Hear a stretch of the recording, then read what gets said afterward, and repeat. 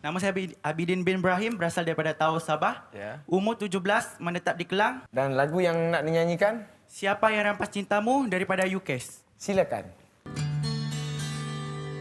Harapan hatiku ingin dekat denganmu, tetapi mengapa sering saja hati ini diluka. Kenapa dia berhenti nyanyi? Awak okey tak? Mungkin lagu tu tak sesuai kot tadi. Saya nyanyi lagu Ella. Ah, Ella pula. Chorus boleh? Boleh. Silakan, mana yang awak selesa. Jangan sampai terpijak. Ku berlayar di lautan, tidak bertepian, sesekali disedarkan ombak yang mendatang. Aku seperti hilang puncak arah dan tujuan.